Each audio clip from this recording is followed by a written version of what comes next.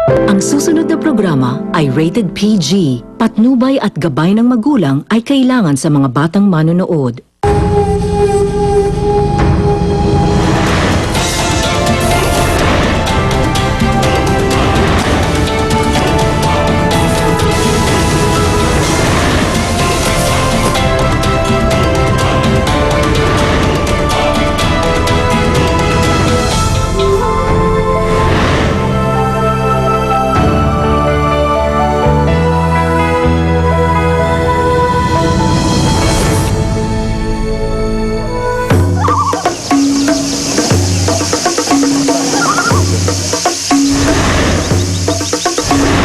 Pag nag-travel ka, marami kang may experience na bago. Marami kang makikilala mga tao. At yung mga experiences na to madadala mo buong buhay mo.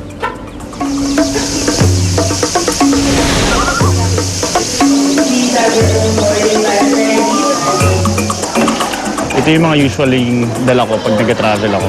Water bottle, headlamp, dala akong sandwich, di mawala yung goggles ko, mga gamot. Yun lang ang pwede niyong makita sa backpack ko. Hindi.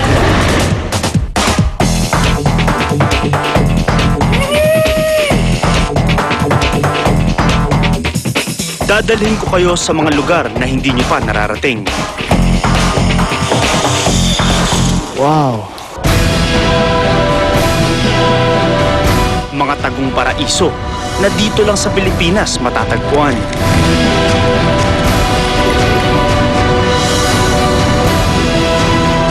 Nag-travel ako sa buong Pilipinas dahil proud ako maging Pinoy at gusto ko pang lubusang makilala ang aking bansa.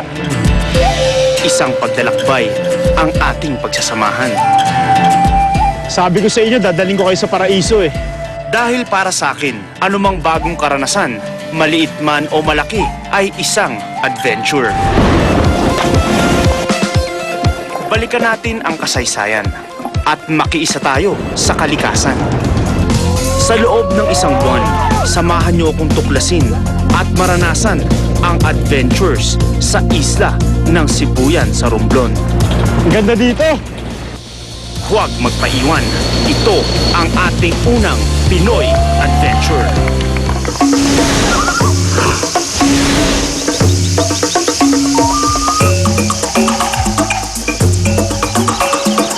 Marble Country ang tawag sa probinsya ng Romblon. Marami ang nagsasabi na world-class daw ang mga batong marmol dito. Pero sa pagkakataong ito, hindi ang mga marmol, kundi mga natatanging ganda at adventures ang tutuklasin natin sa isang isla, ang Sibuyan. Ang isla ng Sibuyan ay isa sa 3 pangunahing isla sa Romblon. Oras na para tahakin ang daan papuntang Sibuyan.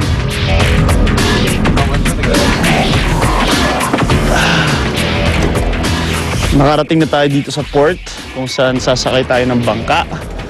Ito yung mountain bike ko. Magagamit ko to sa pag-ikot sa town, sa Sibuyan Island. Kung may makita tayo magagandang trails, edi okay din, di ba? May exercise na, may exploration pa. Saan papuntang Sibuyan? Dito.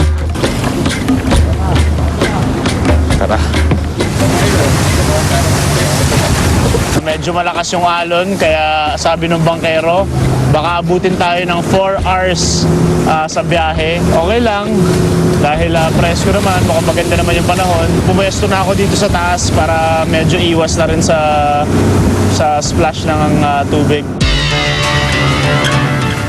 Hindi basta-bastang dagat ang tatawirin namin papunta sa isla ng Sibuyan. Ito daw ang highway ng mga barko. Kaya nga puno ng mga kwento ang kailaliman nito. Itong dagat kung nasan tayo ngayon, dito raw naganap yung Battle of Sibuyan Sea noong World War II. Marami raw mga shipwrecks ang matatagpuan dito, both Japanese and American battleships. Naging isang malaking battlefield tong Sibuyan Sea. At according sa mga locals dito, nung lumubog daw yung battleship ng Japanese na Musashi, tsaka daw sumuko ang mga Hapon. Dito Dito rin mismo lumubog ang MV Princess of the Stars noong June 21, 2008, kung saan halos 1,000 katao ang nalunod at binawian ng buhay. 3:15 kami umalis dun sa port. Ngayon is 10 minutes to 6 o'clock. Less than an hour bago namin marating yung aming destination. Siguradong gagabihin na kami dito sa gitna ng dagat. Kita nyo, sunset na. Maaring delikado ito dahil nasa laot pa kami at limitado na ang aming nakikita. Pero syempre, aatras pa ba kami?